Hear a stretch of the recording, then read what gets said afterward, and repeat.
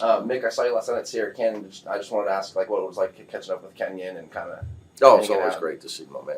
I coached Kenyon all 4 years. Right. So, a lot of one-on-one time in the gym. You know, most competitive, tough guy I've ever coached. And probably what people don't know about Kenyon, he's one of the smartest basketball players. Unbelievable aptitude. So, just got to get him out of the valley. I'm trying to get him down here and talk to our team. And then just one quick follow-up. Just in regards to kind of recruiting in Southern California, just if you've seen you in so many gyms, I don't know, just comparably, you know, just how much talent is out there when you can sit in one place and watch. Maybe you're watching one guy, but there's so many other guys out there too. Yeah, I mean, Is it different? Yeah, but the thing about recruiting, it's become such a longer process. You know, you got to go see kids that are freshmen and sophomores. Okay. You know, so, but it's always good to be able to get in your car and recruit.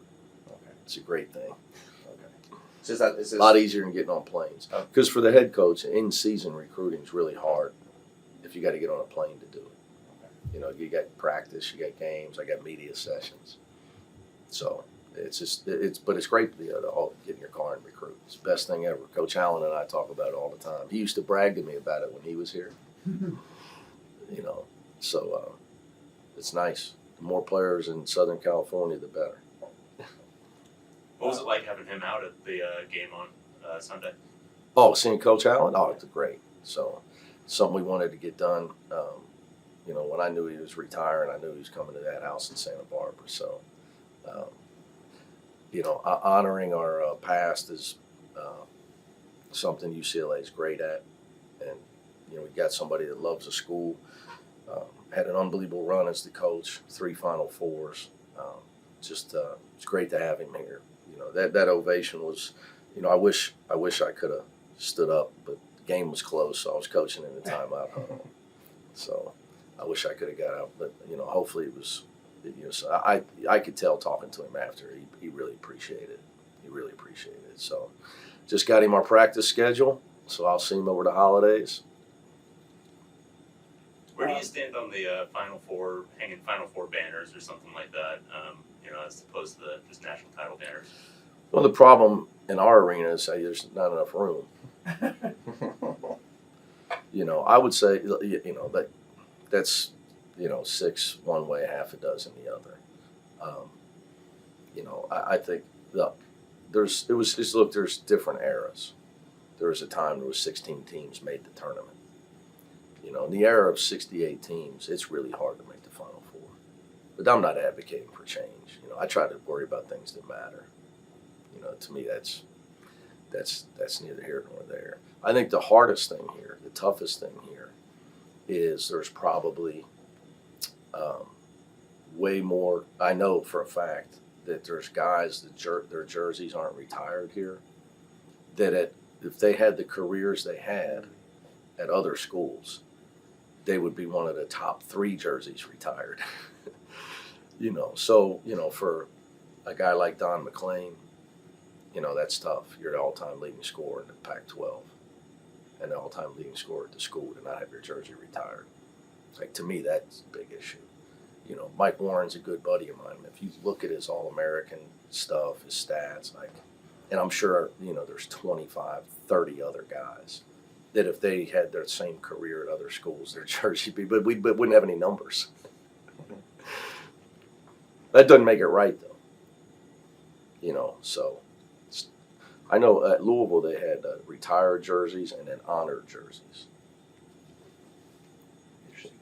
Yeah, that way somebody could wear the number. And that'd be the only way to do it here. You have to have enough numbers.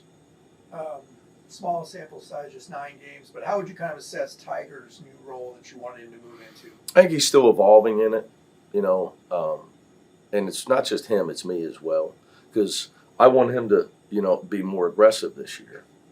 And in doing, it's a new thing for him. So, you know, figuring out his shot selection is probably the biggest thing for him. So there's growing pains when you go from a guy that's really just, you know, running a team to a guy that's that's one of the best scorers on the team. And he's got the ball a lot, so there's a balance that goes with it. and I think he's learning, and I'm learning as well to help him with it. Because what we do, it's easy for him in transition, but play calls at times. At times I probably, like I said against Oregon, I asked him to do too much in the first half with Jaime out. I should have done things to make sure we had more ball movement. It wasn't him; it was me calling his number and putting a lot of pressure on him. So, like I said, it's a process for both of us. What are the priorities? I'm just looking at his stats. I mean, his scoring's up, shooting percentage is down a little bit, but the one that stood out to me was his turnovers are up quite a bit, 2.2 per game versus 1.3 last season. Yeah, just it all goes to me asking him to do more, be more aggressive. I would say the biggest, he's had a few late game turnovers, a travel the other day, an errant pass, an ill-advised pass against Stanford.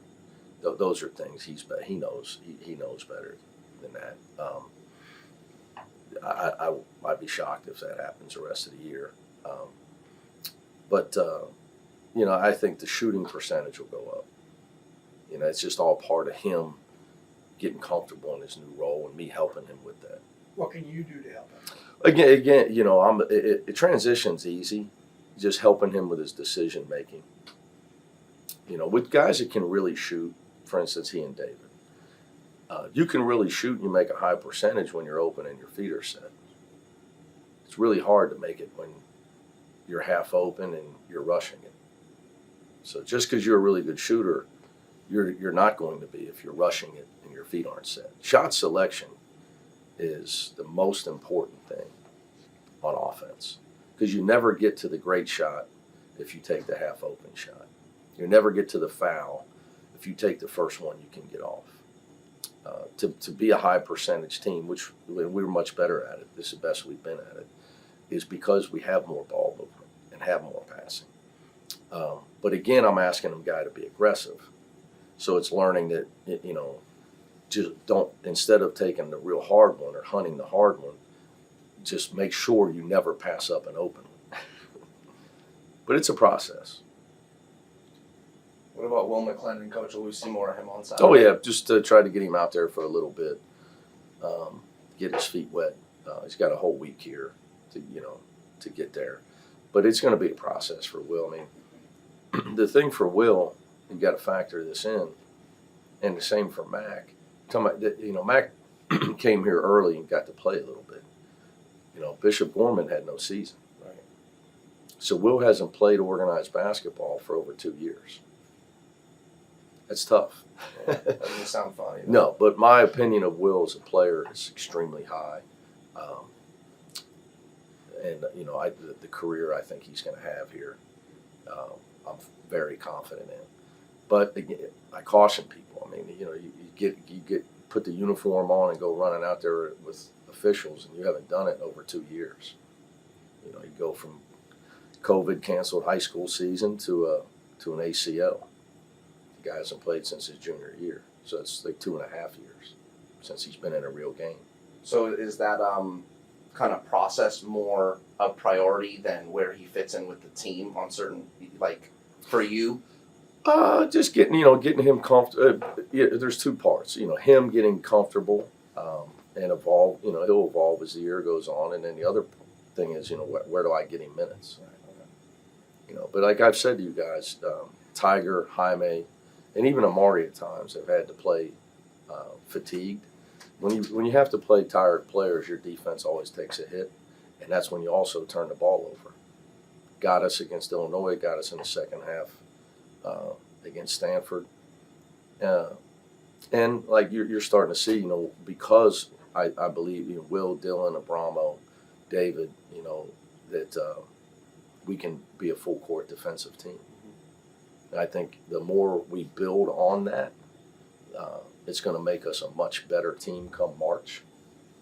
Those guys being able to play quality minutes, and us to be able to get Tiger some rest, so we don't have fatigued players. The best teams I've had, you got to have enough depth to where you're not playing fatigued players. Now I'm talking about against when you're playing Illinois. Right. Jaime obviously had foul trouble in the first half, but he did pick up another foul, I don't think, when he came back in. Are there guys you can trust to kind of play through that? Or Well, I is it thought I could trust Jaime until he whacked that guy for a second foul. something- I said, "What were you doing?" He said, "Going after the ball."